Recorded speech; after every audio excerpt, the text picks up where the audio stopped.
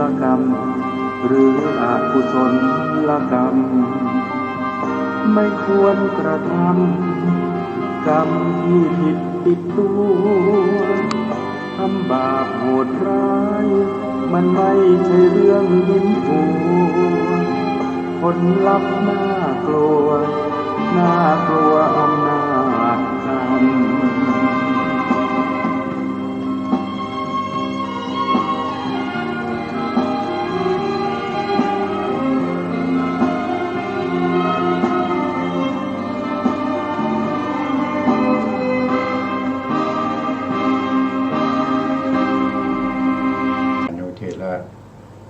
สวัสดีท่านผู้ฟังและผู้ชมทุกท่านครับมาพบกับรายการพระไตรปิฎกลอยฟ้าครั้งนี้เป็นครั้งที่5ในเรื่องของการสร้างบารมีของพระโพธิสัตว์เพื่อความเป็นพระพุทธเจ้านะครับพระโพธิสัตว์ได้สร้างบารมีมายาวนานกว่าจะได้เป็นพระพุทธเจ้าไม่ใช่จะเป็นเรื่องง่ายๆนะครับไม่ใช่ว่าตั้งความปรารถนาแล้วก็นอนรอนะครับนอนรอว่าครบ4อสงไขยแสนมากกับหรือว่าตั้งแต่ตั้งความปรารถนาเป็นพระพุทธเจ้าในใจก็20อสงไขยแสนมหากัปหรือถ้านับตั้งแต่ที่ตั้งความปรารถนาครั้งแรกยังไม่สำเร็จเป็นมโนปณิธานก็มากกว่า35อาสงไขยแสนมหากัปนะครับแล้วก็นอนรอจนได้เป็นพระพุทธเจ้าเป็นไปไม่ได้นะผู้ที่ตั้งความปรารถนาเป็นพระพุทธเจ้านี้จะต้องสร้างบารมีนะท่านบอกว่าก็ประกอบด้วยองค์4นั่นก็คือ1การสร้างบารมีนั่นเป็นการสร้างที่ยากลำบากนะครับต้องเสียสละแม้ชีวิตนะเพื่อความเป็นพระพุทธเจ้านะครับยากเย็นเข็นใจยิ่งกว่าตกมหาเวจีนรกนะครับยากยิ่งกว่าการที่จะเดินไปบนหลุมทางท่านเพลิงข้ามขอบจักรวาลหรือบางที่ท่านก็บอกว่าต้องว่ายน้ำที่เป็นเด็กที่มันหลอมละลายนะครับเหมือนกับลาวานะครับที่มันอยู่ทั่วหมื่นจักรวาลก็ต้องว่ายข้ามไปให้จงได้นะครับหรือว่าจะต้องลุยน้ำที่เป็นภายน้ำหรือว่าจะเป็นน้ำที่มีอยู่ทั่วภูเขาสีเนรุนะครับก็ต้องแบกข้ามภูเขาสีเนรุด้วยมือเปล่าต้องถึงขนาดนั้นมันยากถึงขนาดนั้นนะอันนี้ข้อที่1การที่จะทำสร้างบารมีเนี่ยมันแสนยากนะครับข้อที่2ก็คือการสร้างบารมีนั้นจะต้องใช้เวลาที่ยาวนานนะครับสร้างบารมีที่ยาวนานข้อที่3ก็คือการสร้างบารมีนั้นจะต้องใช้ความเพียรไม่หยุดไม่หย่อนในระหว่างที่ได้รับพุทธพยากรแล้วนะครับข้อที่4ก็คือการสร้างบารมีนั้นจะต้องสร้างด้วยความเคารพไม่ใช่ทำทิ้งๆกว้างๆนะครับ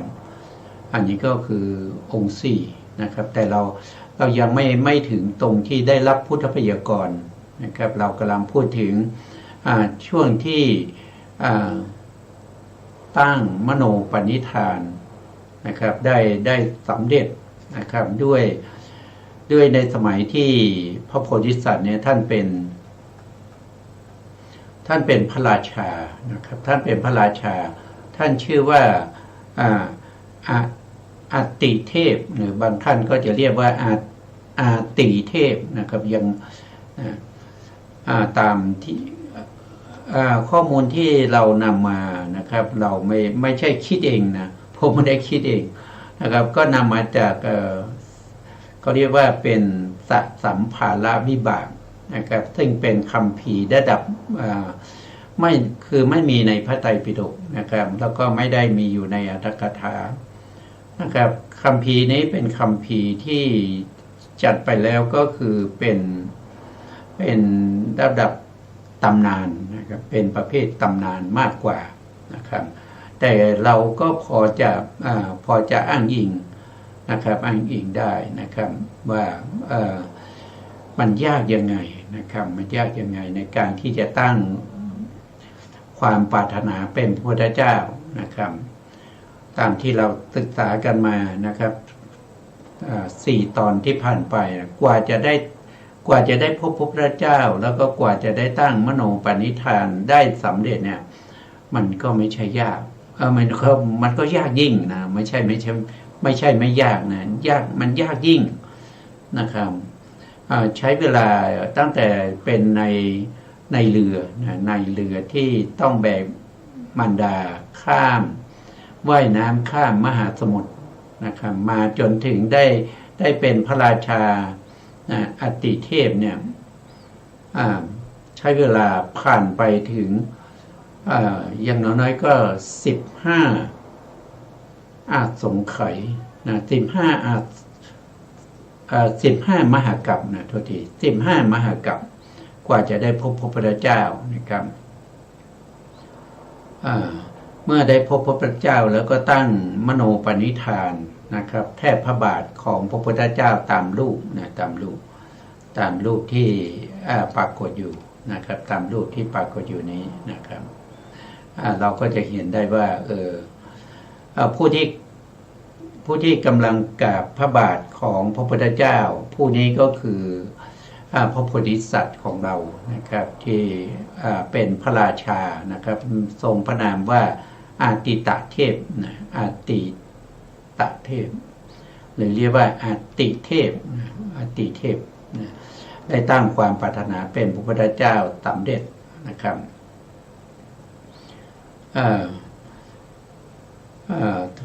ตอนที่ท่านได้ฟังจากอามาตย์ของท่านนะครับซึ่งอามาตย์ของท่านนั้นท่านก็มีชื่อว่ามีชื่อว่า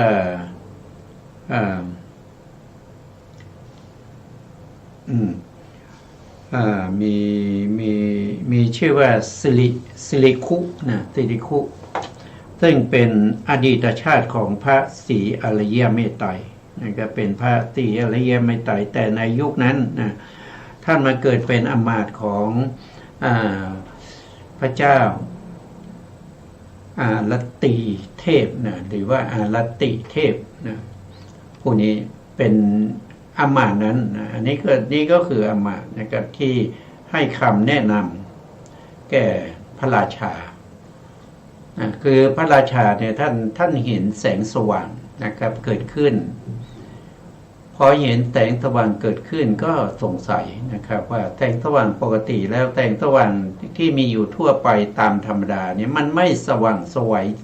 เหมือนกับแสงสว่างที่ปรากฏขึ้นในครั้งนี้ท่านก็ถามอามาตย์ว่าเกิดอะไรขึ้นนะครับอามาตย์ก็ทูลว่าแสงที่ปรากฏนั้นเป็นแสงที่สร้างออกมาจากพระวรกายของพระพุทธเจ้านะครับในขณะที่พระพุทธองค์แสดงธรรมจักรกัปปวัฏนสูตรซึ่งเป็นพระสูตรแรกของพระพุทธศาสนาของพระพุทธเจ้าทุกๆพระองค์นะครับที่จะต้องแสดงธรรมจักรนะครับ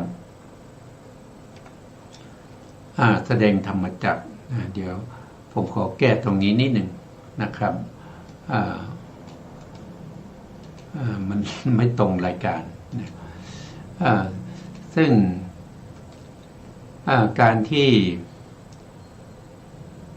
พระพุทธเจ้าท่านตรัสรู้นะครับในคืนวันเพ็ญเดือน6วิสาขบูชาแล้วก็วัน วัน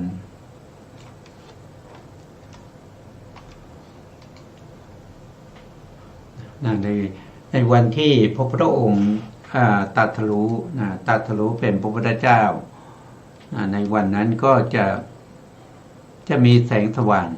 แสงสว่างเกิดขึ้นแสงสว่างนี้จะสว่างมากนะครับแสงสว่างนี้ไปถึง10,000 โลกธาตุนะครับ10,000 โลกธาตุในบางที่ก็กล่าวว่าเป็นแสนโกฏจักรวาลนะครับเพราะความสว่างไสวที่พระพุทธองค์ได้ตรัสรู้เป็นพระพุทธเจ้านะก็ปรากฏขึ้นแต่ปรากฏขึ้นไม่นานนะครับชั่วระยะเวลาสั้นๆนะครับที่ปรากฏขึ้นนะครับผู้ที่มีบุญเขาก็จะได้เห็นก็จะได้เห็นแสงสว่างสัตว์นรกนะครับที่อยู่ในเขาเรียกว่าเป็นโลกันตะนรกนะครับที่อยู่ในขอบจักรวาลทั้ง3ที่มาประชุมกันไม่เคยมีแสงพระอาทิตย์ที่ส่องไปถึงแต่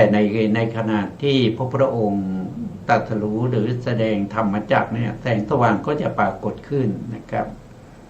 ให้เห็นได้เพราะฉะนั้นพระเจ้าพระโพธิสัตว์อารัตติเทพเนี่ยท่านเห็นท่านก็ถามว่าเกิดอะไรขึ้นนะครับอำมาตย์ของท่านนะครับก็คือสิริคุกเนี่ยนะซึ่งเป็นอดีตชาติของพระศรีอริยเมตไตรนะท่านก็บอกว่าตอนนี้พระพุทธเจ้าได้อุบัติขึ้นแล้วนะแสงสว่างนั้นเป็นแสงสว่างที่สร้างออกมาจากพระวรกายของพระพุทธเจ้าพอพระเจ้าอารัตติเทพนี้ได้ฟังดังนั้นก็เกิดปิติเกิดปิติขึ้นมานะครับแล้วก็ถึงกับสลบไปนะแล้วท่านก็มีจิตใจมีศรัทธาในคำว่าพระพุทธเจ้านะครับอยู่มาครั้งหนึ่งเนี่ยท่านก็อยู่ที่ระเบียงชั้นที่2นะครับแล้วก็ระลึกถึงพระพุทธเจ้านะพอระลึกถึงพระพุทธเจ้าก็เกิดปิตินะครับแล้วก็ตกมาจากระเบียงนั้นพอตกลงมานะครับก็มีดอกบัวที่ผุดขึ้นมาจากดินนะครับมารองรับพระวรกายของพระเจ้าอารัตติเทพนี้ไว้ในขณะนั้นนะพระพุทธองค์นะครับพระพุทธเจ้านะครับพระพุทธเจ้าท่านก็พระพุทธเจ้าของเรานะครับก็ตรงพระนามว่านะครับพระพรหมเทวาพระพรหมเทวาพระพุทธเจ้านะครับทรงพระนามว่าพระพรหมเทวาก็เสด็จมาใกล้ๆกับบริเวณนั้นพระโพธิสัตว์ของเราก็ลงจากดอกบัวนะครับเข้ามากราบพระบาทของพระพุทธเจ้าแล้วก็ได้นึกในใจนะตั้งความปรารถนาในใจว่าต่อไปภาคหน้านะครับขอให้ข้าพระองค์นี้นะครับได้ตรัสรู้เป็นพระพุทธเจ้าเหมือนกับพระพุทธองค์นะครับในโอกาสข้างหน้าพระพุทธเจ้าท่านก็รับทราบด้วยใจรับทราบด้วยใจแต่ก็ไม่ได้เปล่งพระวาจาอะไรออกมานะครับก็คือรับทราบว่าบุคคลคนนี้เขาปรารถนาจะเป็นพระพุทธเจ้าซึ่งเขาตั้งความปรารถนามานะครับอยู่3 ชาติแล้วนะครับตั้งแต่เป็นนายเรือนะครับที่แบกมารดาแล้วก็ว่ายข้ามมหาสมุทรครั้งหนึ่งนะครับครั้งที่2ก็คือเป็นฤาษีสละร่างให้เป็นอาหารแก่เสือครั้งที่3ก็คือท่านตั้งความปรารถนานะครับในขณะที่เป็น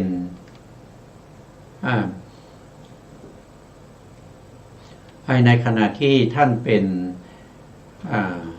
นเจ้าหญิงนะสมัยนั้นท่านเกิดเป็นผู้หญิงเป็นราชบุตรีของพระราชาเป็นน้องของพระพุทธเจ้าที่ชื่อว่าบูรณะทีปังกร อันนั้นท่านก็ได้ตั้งความปรารถนา แต่เป็นการตั้งความปรารถนาที่นอกจากไม่ได้ตั้งต่อหน้าพระพุทธเจ้านะครับไม่ได้ตั้งต่อหน้าพระพุทธองค์นะครับก็ลืมไปอีกชาติหนึ่งนะครับชาตินั้นก็เป็นก็มีชาติที่เป็นพระราชาด้วยนะครับก็คือเป็นพระเจ้าคัชปิยะนะครับซึ่งเป็นผู้ที่ชื่นชอบในเรื่องของกีฬาช้างในยุคนั้นท่านก็ได้ตั้งความปรารถนาเป็นพระพุทธเจ้าเหมือนกันนะครับแต่ไม่ได้อยู่ต่อหน้าพระพุทธองค์ตลอดจนถึงราชบุตรีนะครับ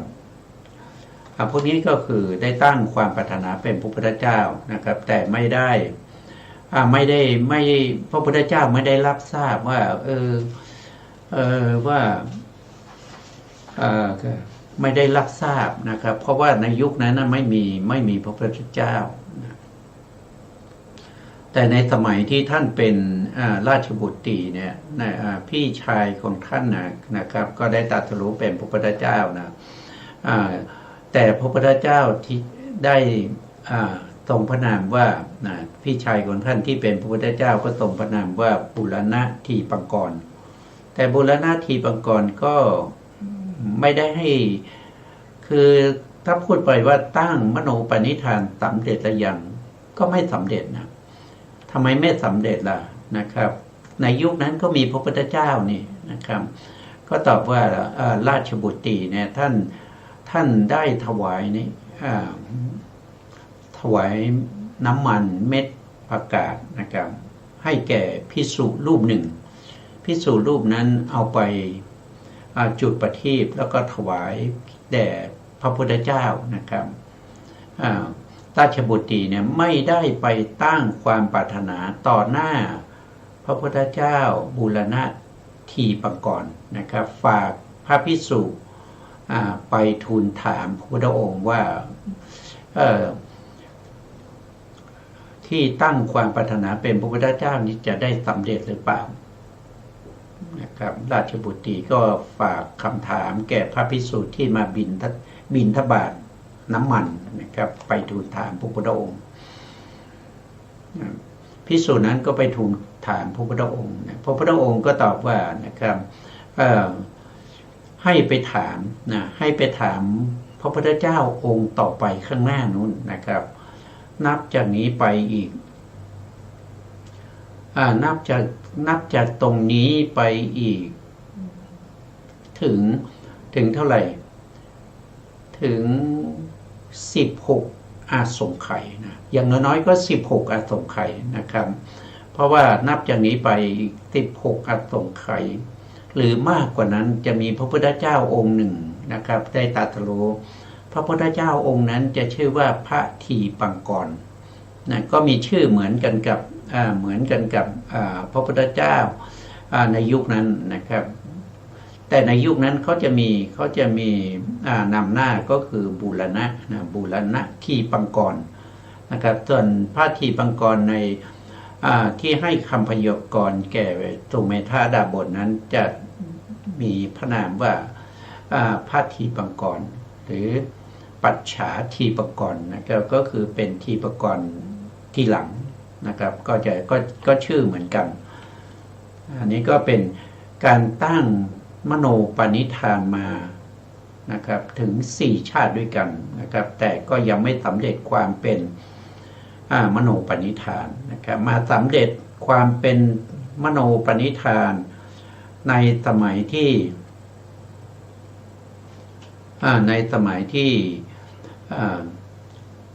ี่พระโพธิสัตว์นะครับเสวยพระชาติเป็นอารัตติตรงนี้อารัตติ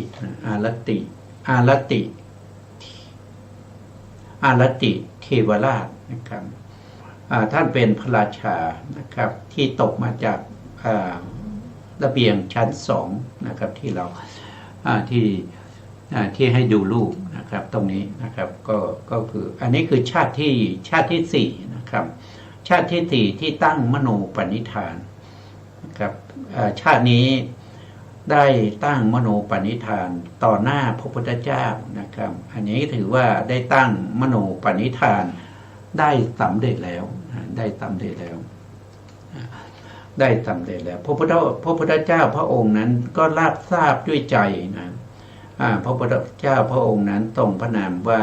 พระพรหมเทพนะสัมมาสัมพุทธเจ้านะพระพรหมเทพสัมมาสัมพุทธเจ้าเนี่ยท่านเป็นพระพุทธเจ้าประเภทที่เป็นสัทธาธิกะนะสัทธาธิกะเนี่ยก็คือ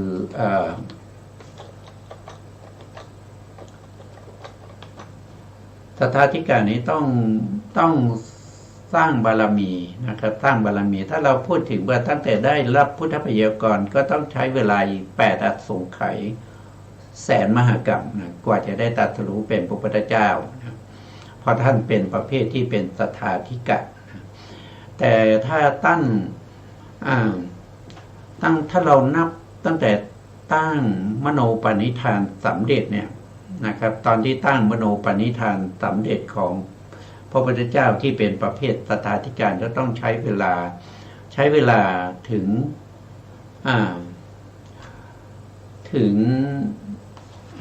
เดี๋ยวดูในผมทำอันนี้ไว้นะครับก็ดูตรงนี้ปัญญาธิกะนะปัญญาธิกะเนี่ยตั้งมโนปณิธานจะ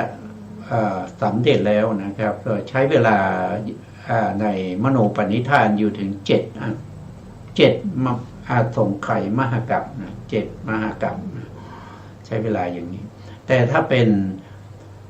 นประเภทที่เป็นสัทธาธิกะเนี่ยใช้เวลาถึง14นะ14อาสงไขยอาสงไขยมหากรัปนะอันนี้เป็นหน่วยมหากรัปนะเป็นอาสงไขยมหากรัปเนี่ยเป็นอันนี้ก็ต่างกันนะเวลาที่ต่างกันถ้าเป็นประเภทที่เป็นวิยาธิกะก็ต้องใช้ถึง28 อสงไขยนะครับ28 อสงไขยมหากัปหน่วยคือมหากัปนะไม่ใช่อสงไขยกัปเพียงแต่อสงไขยตรงนี้เนี่ยเป็นอสงไขยที่บอกว่ามันนับไม่ได้นะครับมันยาวนานนะครับแต่หน่วยเป็นมหากัปอันนี้ก็ท่านก็ตั้งมโนปณิธานสำเร็จนะก็เป็นอารติเทวราชนะหลังจากที่ท่านได้ตั้งมโนปณิธานแล้วท่านก็มีการได้ทำบุญนะได้ถวายทานนะครับให้ทานแล้วก็รักษาศีลนะครับพอช่วงหนึ่งนะครับท่านก็ดูแลทนุบำรุงพระพุทธศาสนาแต่พระพุทธเจ้าอยู่ช่วงหนึ่งแล้วท่านก็ออกบวชเป็นภิกษุสละราชสมบัติให้แก่เจ้าชายนะครับแล้วก็ออกบวชเป็นภิกษุเรียนในสำนักของพระพุทธเจ้านะครับจะเรียนคันธทุระแล้วก็สมถะนะทำสมถะแล้วท่านสวรรคตแล้วนะครับก็ไปเกิดอยู่บนสวรรค์นะครับอยู่บนสวรรค์ก็ไปอยู่บนสวรรค์อีกยาวนานนะครับกว่าก็เวียนว่ายตายเกิดในทุกขติภูมินะต่อมาผ่านไปถึง7 อสงไขยมหากัป7 อสงไขยมหากัป7 อสงไขยผ่านตรงนี้ไปนะครับก็คือตั้งมโนปณิธานสำเร็จแล้วนะครับผ่านไป7 อสงไขยพอผ่านไป7 อสงไขยเนี่ยท่านได้พบกับพระพุทธเจ้าถึง 125,000 พระองค์ในพระพุทธเจ้าเหล่านี้เนี่ยท่านก็ได้บวชอยู่ในสำนักของพระพุทธเจ้าแล้วก็ได้ศึกษาพระธรรมคำสั่งสอนของพระเจ้าส่วนมากก็ทรงพระไตรปิฎกนะเป็นผู้ที่ทรงพระไตรปิฎกนะครับแล้วก็ปฏิบัติสมถะนะบางภพบางชาติท่านก็ได้ฌานนะครับได้ฌานก็ไปเกิดในปฐมฌานภูมิ อยู่ถึง7อสงไขยด้วยกันพอครบ7อสงไขยแล้วนะท่านก็เริ่มในการที่จะเอ่ยวาจานะครับเอ่ยวาจาเป็นวจีปณิธานนะครับ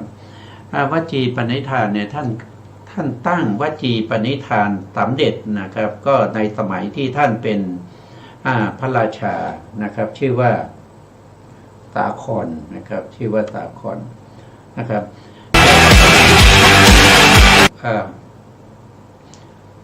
ตอนหลังนะตอนหลังที่ท่านได้เป็นพระเจ้าจักรพรรดิแล้วเนี่ยท่านก็ปฏิบัติในยุคนั้นยังไม่มีพระพุทธเจ้านะครับคือท่านเกิดก่อนที่จะมีพระพุทธเจ้านะครับแล้วท่านก็บำเพ็ญเขาเรียกว่าเป็นจักรพรรดิวัตรนะครับก็คือข้อปฏิบัติให้เป็นพระเจ้าจักรพรรดินะท่านก็สามารถที่จะเป็นพระเจ้าจักรพรรดิได้นะครับก็จะเมื่อท่านปฏิบัติพระเจ้าจักรพรรดินะเขาเรียกว่าเป็นจักรวรรดิพรรดินะครับก็ปฏิบัติคือท่านครองแผ่นดินด้วยธรรมนะครับก็ตัดสินคดีความด้วยธรรมนะครับตลอดระยะเวลายาวนานนะครับเขาบอกว่าถึงสิ้นไป5 ปีนะ5 ปีก็จะมีจักรแก้วนะท่านก็สามารถที่จะเป็นพระเจ้าจักรพรรดิได้หลังจากที่ท่านปฏิบัติข้อวัดต่างๆที่เกี่ยวกับเรื่องของพระเจ้าจักรพรรดินะท่านก็ปรากฏมีจักรแก้วนะมีจักรแก้วมีช้างแก้วมีม้าแก้วนะแล้วก็มีรัตนแก้วนะครับ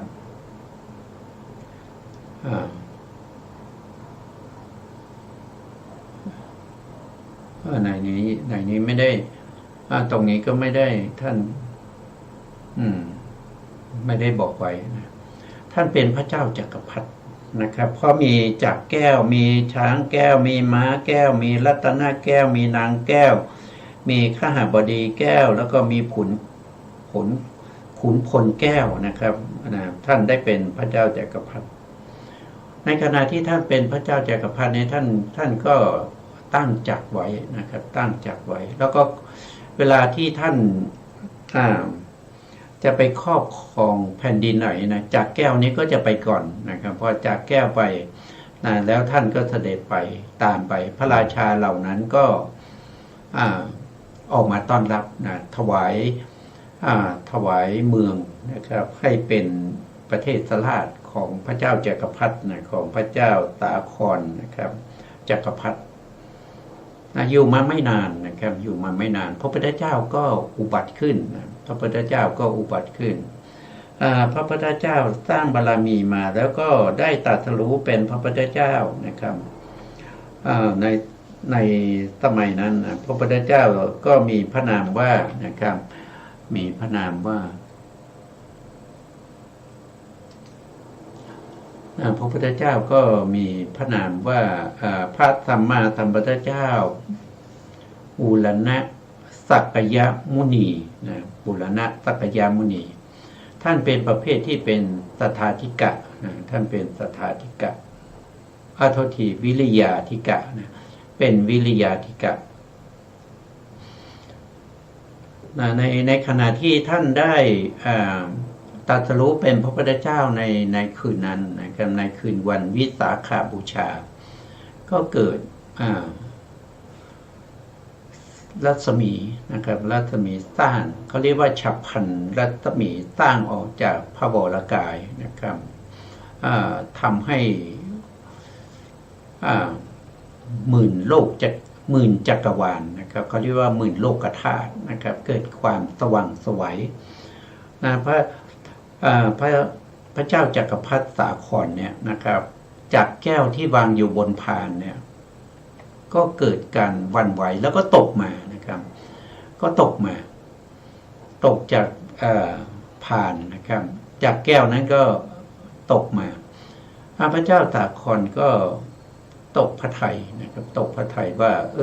จักรแก้วเนี่ยทำไมเป็นอย่างนั้นนะครับเพราะจักรแก้วที่ท่านเป็นจักรพรรดิได้เนี่ยก็ท่านอาศัยอำนาจของจักรแก้วนั้นนะแต่ตอนนี้จักรแก้วนั้นตกจากพานลงมาสู่พื้นนะครับลงมาสู่พื้นแล้วก็หายไปนะครับการเป็นอย่างนี้เนี่ยก็แสดงว่าพระเจ้าสาครที่เป็นพระเจ้าจักรพรรดินั่นแหละสิ้นความเป็นจักรพรรดินะครับเพราะว่าไม่มีจักรแก้วแล้วนะตามธรรมดาเนี่ยนะครับพระเจ้าจักรพรรดิที่จะอุบัติขึ้นได้นะครับจะต้องเป็นยุคสมัยที่ไม่มีพระพุทธเจ้านะครับไม่มีพระพุทธเจ้าเพราะว่าพระเจ้าจักรพรรดิกับพระพุทธเจ้านี้จะไม่ร่วมสมัยกันนะไม่ร่วมสมัยกันนะครับถ้ามีพระพุทธในยุคที่มีพระพุทธเจ้าจะไม่มีพระเจ้าจักรพรรดินะครับในยุคที่มีพระเจ้าจักรพรรดิก็จะไม่มีพระพุทธเจ้านะเมื่อไหร่ที่พระพุทธเจ้ามีอยู่หรือว่าพระพุทธเจ้ายังคำสั่งสอนของพระพุทธเจ้ายังมีอยู่จะไม่มีพระเจ้าจักรพรรดินะครับพระเจ้าจักรพรรดิเนี่ยมันถ้าเราศึกษาให้ดีเราก็จะเห็นว่าพระเจ้าจักรพรรดิเนี่ยมันยิ่งใหญ่กว่ากษัตริย์นะมันยิ่งใหญ่กว่ากษัตริย์มันเป็นยอดของกษัตริย์คือกษัตริย์เนี่ยที่มีอยู่ในทั่วจักรวาลนะครับจะต้องอยู่ภายใต้การปกครองของพระเจ้าจักรพรรดิอย่างโลกของเราเนี่ยเป็นทวีปหนึ่งนะเป็นส่วนหนึ่งของจักรวาลเป็นส่วนหนึ่งของจักรวาลนี้ก็จะมีภูเขาสี่ในรู้เนี่ยอยู่ตรงกลางแล้วก็มีทวีปทั้งสี่เนี่ยอยู่ในสี่ทิศนะครับอย่างที่เราโลกของเราที่อยู่ปัจจุบันเนี่ยนะครับเราตามในแห่งพระพุทธศาสนาเนี่ยเขาเรียกว่าเป็นชมพูทวีปนะคือโลกทั้งใบเป็นชมพูทวีปเขาไม่ได้หมายถึงเฉพาะประเทศอินเดียนะครับเป็นชมพูทวีปเขาหมายถึงโลกทั้งใบแล้วก็ท่านบอกว่าทวีปเนี่ยจะมีบริวารนะครับจะมีบริวารที่เป็นบริวารของทวีปทั้งสี่เนี่ยอยู่ประมาณ 2,000 นะเพราะฉะนั้นทวีปหนึ่งก็จะมีอยู่ประมาณ500นะมีบริวารที่เป็นทวีปนะอยู่ประมาณ500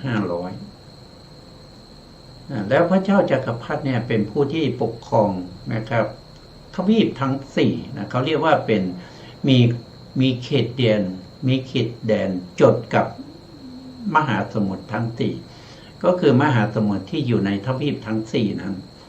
อย่างเช่นทิศเหนือเนี่ยก็จะเป็นเขาเรียกว่าเป็นอุตรกุลุทวีปนะครับ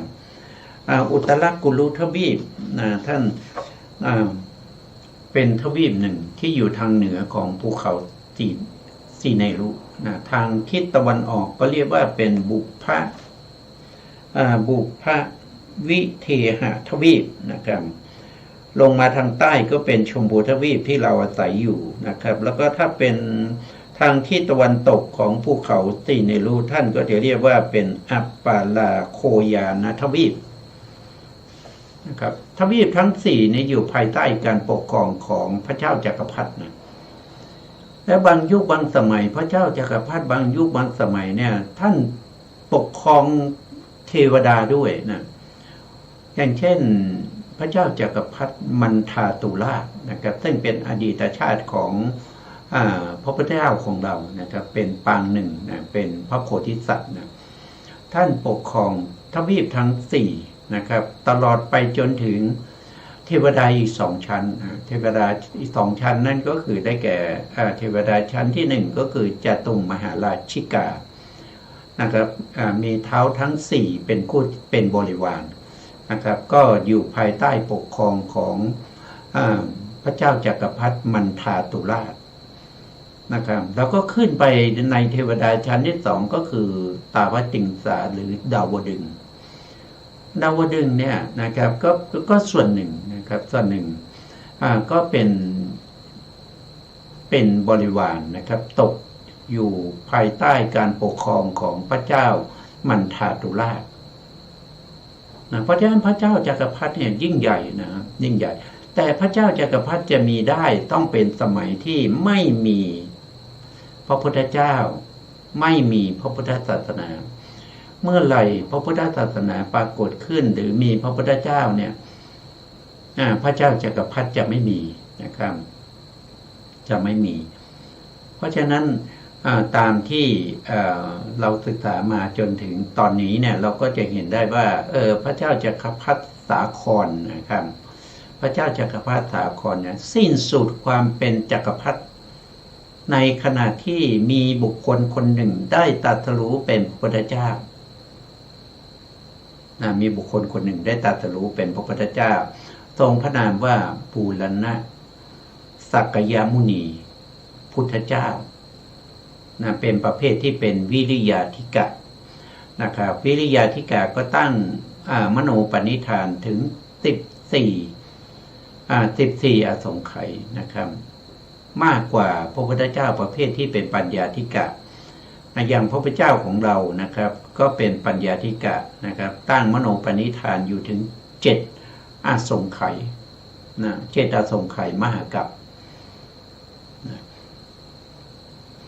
เมื่อพระพุทธเจ้าบูรณะสักยมุนีอุบัติขึ้นพระจักรพรรดิสาครราชาเนี่ยก็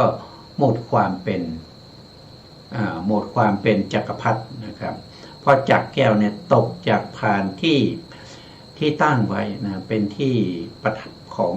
จักรแก้วนั้นได้ตกลงมาสู่พื้นดินแล้วก็หายไปนะแล้วก็หายไปเลยนะครับไม่ปรากฏอีกสาครราชาเนี่ยท่านก็ตกใจนะเมื่อตกใจก็เรียกอมาตย์มาถามนะอมาตย์ก็บอกว่าการที่จักรแก้วตกจากพานเนี่ยมีแค่2 อย่างนะครับนั่นก็คือ1ก็คือพระเจ้าจักรพรรดิจะสิ้นพระชนจะสิ้นพระชนและอีกในหนึ่งก็คือพระพุทธเจ้าพระพุทธเจ้าได้อุบัติขึ้นแล้วนะครับจากแก้วนั้นจึงตกจากพานแล้วก็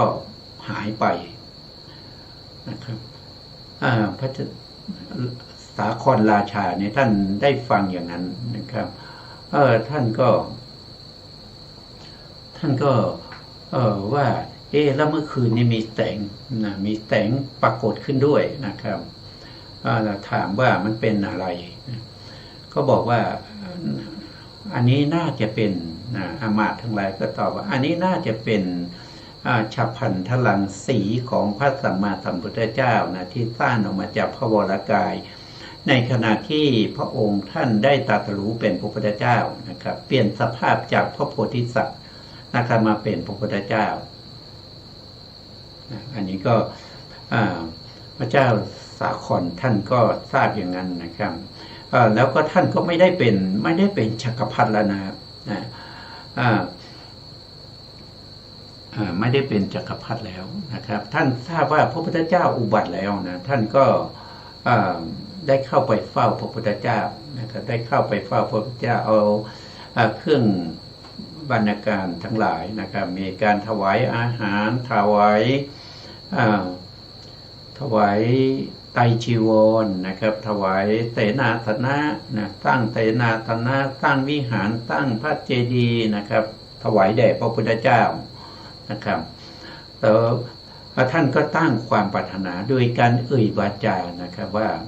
ด้วยผลบุญที่เราได้สร้างเสนาสนะได้ถวายอาหารได้ถวายจีวรไตรจีวรทั้งหลายนะครับได้ถวายปัจจัย4ทั้งหลายเหล่านี้นะครับจงเป็นพลวปัจจัยให้ข้าพระองค์ได้ตรัสรู้เป็นพระพุทธเจ้าในโอกาสข้างหน้าในโอกาสข้างหน้าต่อหน้าพระพุทธเจ้านะครับพระพุทธเจ้าก็พิจารณาดูนะครับก็พิจารณาดูว่า บุคคลคนนี้นะครับหรือพระเจ้าสาครเนี่ยท่านได้ตั้งความปรารถนาเป็นพระพุทธเจ้ามาหลายชาติแล้วนะครับถ้านับไปก็นับชาติไม่ไหวนะแต่ถ้าว่าโดย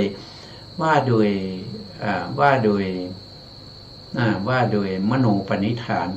ที่ตั้งต่อหน้าพระพุทธเจ้าพรหมราชาพรหมราชนะครับสัมมาสัมพุทธเจ้านั้นนะครับใช่หรือเปล่านะครับตั้งแต่เอาพรหมเทพนะครับตั้งแต่ตั้งมโนปณิธานตั้งแต่พบกับพระพุทธเจ้าพรหมเทพตอนที่ท่านเป็นอารัตติเทวราชานะครับมาจนถึงปัจจุบันนี้ผ่านไปถึง7อสงไขยมหากัปแล้วนะครับถ้านับพบนับชาติเนี่ยมันไม่รู้จะนับยังไงเพราะมันนับไม่ได้มันยาวนานมีการเวียนว่ายตายเกิดเนี่ยมันในแต่ละกัปเนี่ยนับไม่ไหวนะครับนับไม่ไหวมันมากเกินไปนะครับเดี๋ยวก็ไปเกิดเป็นเทวดานะครับเกิดเป็นพรหมเป็นเทวดาเป็นมนุษย์นะเป็นมนุษย์บางภพบางชาติก็ได้ไปตกนรกนะครับได้ไปตกนรกได้ไปเป็นเดรัจฉานเป็นเปรตเป็นอสุรกายนะมาเป็นมนุษย์วนเวียนอยู่อย่างนี้นะครับทั้งทุกขติภูมิแล้วก็สุขติภูมิเป็นระยะเวลายาวนานถึง7อสงไขยมหากัปมาแล้วนะท่านทราบอย่างนั้นนะครับท่านก็ไม่ได้ให้คำพยากรณ์นะครับเพราะว่ายังไม่ถึงเวลายังไม่ถึงเวลาพระเจ้าสาครนะครับก็ดูแลพระพุทธองค์นะครับแล้วก็ตั้งเสนาสนะต่างๆนะครับบำรุงพระพุทธศาสนานะครับตอนท้ายๆท่านก็ออกบวชนะครับได้ศึกษาพระไตรปิฎกนะครับได้ศึกษาคำตรัสสอนของพระพุทธเจ้านะครับติดต่อกันมานะครับติดต่อกันมายาวนานนะติดต่อกันมายาวนานยาวนานเท่าไหร่นะเราก็ไปดูเราก็มาดูนะครับจากที่ท่านตั้งมโนปณิธานนะครับเพราะท่านเป็นประเภทที่เป็นปัญญาธิกะนะครับพระพุทธเจ้าพระโพธิสัตว์นะพระพุทธเจ้าของเราเนี่ยเป็นประเภทปัญญาธิกะเพราะฉะนั้นท่านก็ตั้งมโนปณิธาน7อสงไขยมหากัปนะใน7อสงไขยมหากัปนั้นท่านก็ได้พบกับพระพุทธเจ้าถึง125,000 พระองค์ที่พบเนี่ยอันนี้คือพระพุทธเจ้าที่เกิดใน7อสงไขยมหากัปถ้าว่าไปแล้วจะมากไหมไม่มากนะครับน้อยมากเลยเพราะ7อสงไขยเนี่ยเวียนว่ายตายเกิดเนี่ยแต่ละกัปเนี่ยนับไม่ถ้วนนับไม่ถ้วนนะครับมากมายนะครับแต่ใน7อสงไขยนี้มีพระพุทธเจ้าอุบัติขึ้นมา125,000 พระองค์ใน120,000 พระองค์25,000 พระองค์นั้นนะพระเจ้าสาครนะครับหรือพระโพธิสัตว์ของเราก็เวียนว่ายตายเกิดแล้วก็มาได้ศึกษาพระไตรปิฎกในพระพุทธเจ้าเหล่านี้นะจนสามารถที่จะตรงพระไตรปิฎกนะครับนะต่อจากนั้นนะท่านก็ตั้งวจีปณิธานนะครับต่อหน้าพระพุทธเจ้าอุลนะสักยมุนีนะครับสำเร็จก็นับจากตรงนั้นนะครับนับจากตรงนั้นไปอีก9อสงไขยนะ9อสงไขยมหากัปนะแม่หน่วยนี้เป็นมหากัปนะครับอสงไขยนี่แปลว่านับไม่ได้นะครับในมหากัปที่นับไม่ได้ท่านก็ได้พบกับพระพุทธเจ้าถึง387,000 พระองค์นะครับก็ได้ศึกษาเล่าเรียนอยู่ในสำนักของพระพุทธเจ้าเหล่านี้นะครับแล้วก็ทำบุญทำทานแล้วก็เอ่ยวาจาว่าตั้งความปรารถนาจะเป็นพระพุทธเจ้าในโอกาสข้างหน้านะใช้เวลาถึง9อสงไขยนะพอผ่านไป9อสงไขยเนี่ยนะท่านก็ได้มาพบกับพระพุทธเจ้าทีปังกรนะครับทีปังกรที่ปังกร เมื่อพบกับพระพุทธเจ้าทีปังกรในสมัยนั้นท่านก็เป็นดาบสนะท่านออกบวชนะท่านเติมทีในท่านเป็นลูกของเศรษฐีนะครับเป็นลูกของเศรษฐีชื่อว่าสุเมธะนะสุเมธะดำชื่อว่าสุเมธะนะครับเมื่อบิดามารดาในท่านเสียไปแล้วนะท่านก็ได้ออกบวชนะออกบวชเป็นดาบสแล้วท่านออกบวชไม่นานนะแค่ไม่นานท่านก็ได้โลกียะอภิญญาห้านะท่านสามารถที่จะทำ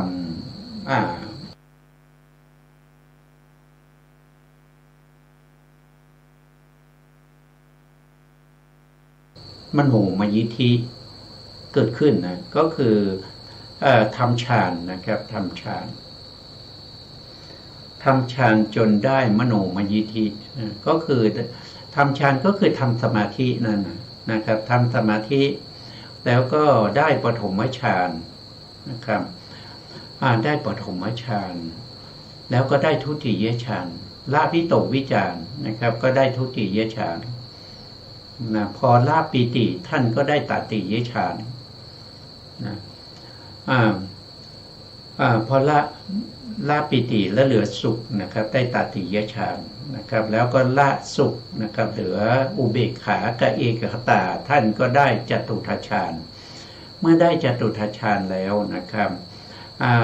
ท่านก็ทำอภิญญานะครับทำอภิญญา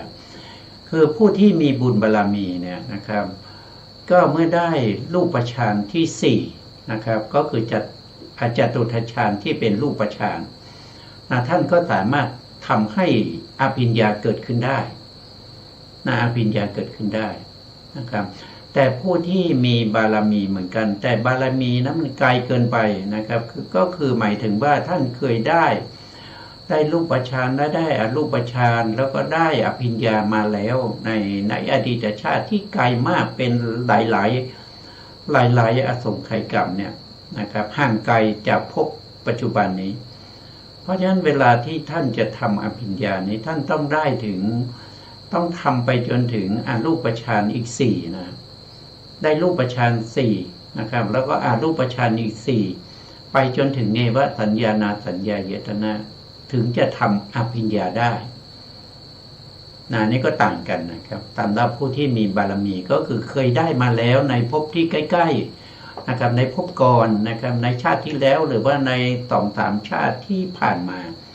เคยได้อภิญญามาแล้วก็ง่ายหน่อยนะครับเพราะว่ามีอุปนิสัยอยู่แล้วนะครับเป็นอุปนิสัยที่ใกล้เพราะฉะนั้นก็สามารถเมื่อได้ฌานสี่นะครับก็สามารถทำโลกิยะอภิญญาห้าได้เลยโลกิยะอภิญญาห้าก็จะมีอะไรบ้างนะครับก็จะมีมโนมยิทธิมโนมยิทธินี่คืออะไรก็คือฤทธิ์ทางใจนะครับฤทธิ์ทางใจก็ในสมัยพระพุทธเจ้าของเรานะครับก็มีบุคคลที่มีมโนมยิทธินะครับเป็นผู้พระพุทธองค์นะตั้งไว้เป็น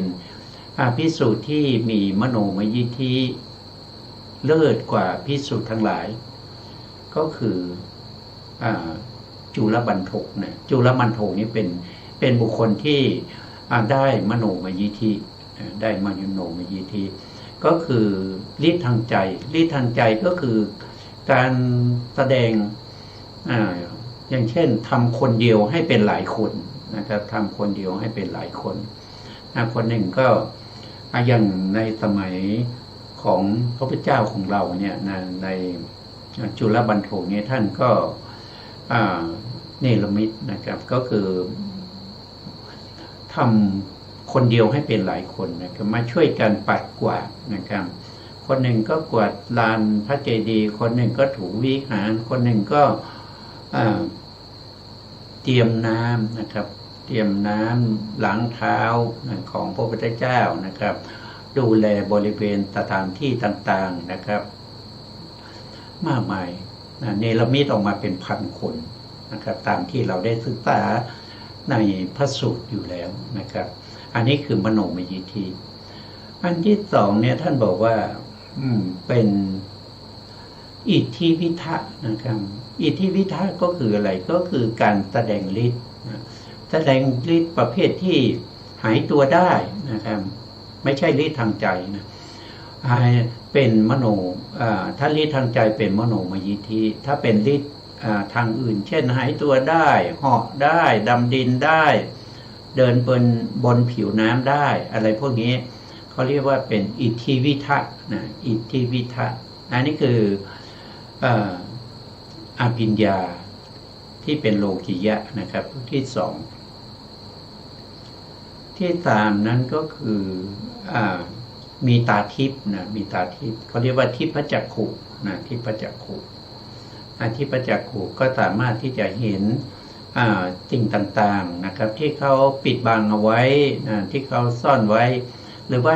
สามารถเห็นเทวดาเห็นพรหมเห็นสัตว์นรกเปรตอสุรกายได้แล้วต่อมาก็คือเป็น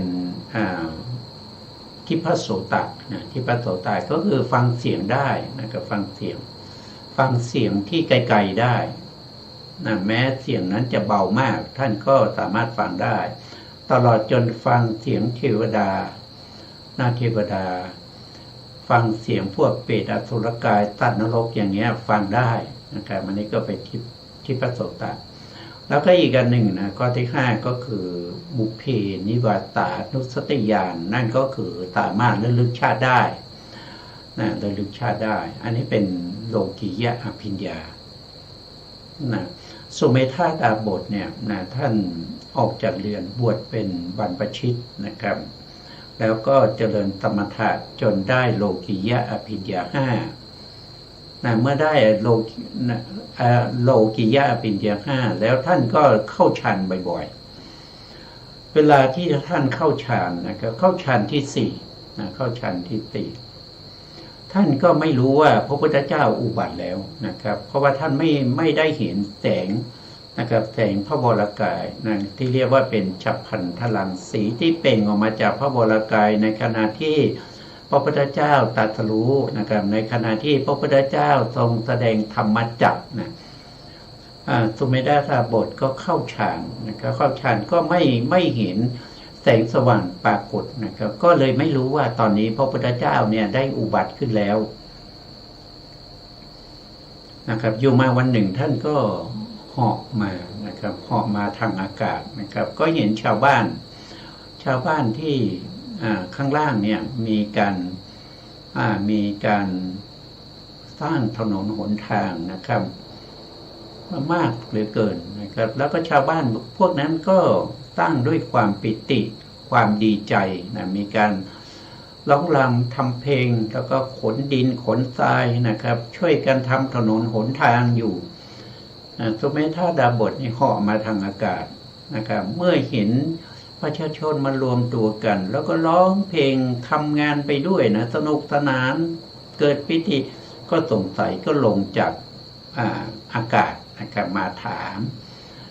มประชาชนเหล่านั้นนะครับประชาชนเหล่านั้นก็บอกว่าในขณะนี้เรากำลังสร้างถนนหนทางนะครับที่จะรับเสด็จพระพุทธเจ้า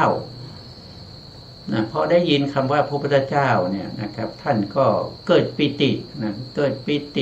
ครับเอิบอิ่มไปทั้งตัวแล้วท่านก็ขอที่นะครับเพื่อที่จะช่วยในการตั้งทางเหมือนกันนะครับ